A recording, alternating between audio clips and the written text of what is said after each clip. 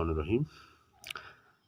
پیارے بچوں، 5ویں کی اردو، آج جو موضوع ہے ہمارا کلمہ کی اقسام، کیونکہ کل ہم نے کیا تھا لفظ اور اس کی اقسام، تو لفظ کی 2 اقسام تھی، کلمہ اور محمل، تو اسی کے ضمن میں آج کلمہ کی اقسام چنا گیا ہے۔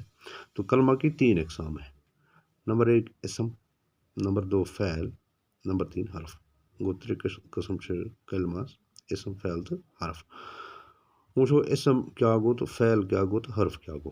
اسم وہ کلمہ جو کسی شخص، جگہ یا چیز کے لیے استعمال ہو، جیسے آورا، کپواڑہ، کشمیر، شاہد، مناظرہ، جہلم، ڈل، سیب، امرود، ٹماٹر، بینگن وغیرہ۔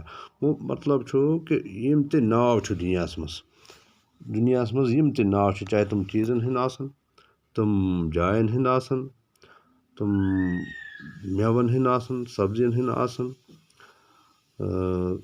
گئے اسم۔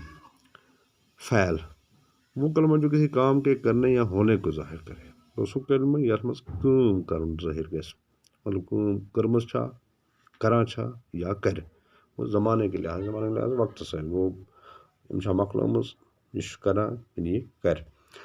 جیسے پڑھتا ہے، پڑھے گا، لکھتا تھا، لکھتا ہے، آیا، گیا وغیرہ۔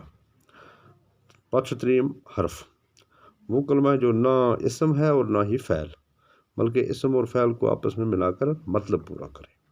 کہ حرف چھو سو کلمہ نہ سو پان اسم تو نہ سو فعل، کرا کیا چھو اسم تو فعل رلاوا پان میں تو مطلب بناوا۔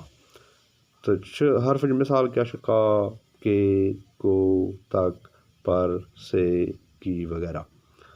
وچھو تھوڑا سا کہ یہ کا کیا چھو کران، کی کیا چھو کران یا کے کیا چھو کران۔ گوڑنک چھو رفیق کا بستہ کٹا ہے، گو یہ کا چھو رلاوا رفیقس تو بستس گو بیگ، بیگس پان میں بستاس پان میں رلاوا، تو یہ حرف کا کام کرتا ہے، حرف کو مشی کرا۔ اسی طرح پرویز کے بال سفید ہیں، تو یہ چھو پرویز تو بال رلاوا پان میں کے۔ ادھر پر رفینہ کو نیند آ رہی ہے، ادھر پر نیند است رفینہ رلاوا پان میں کو، تو وغیرہ وغیرہ۔ یہ گو آزک لیسن، امید چکے رات لیسن تھی، آزک لیسن بنائی تھی کاپی پیٹ پکنے بروکن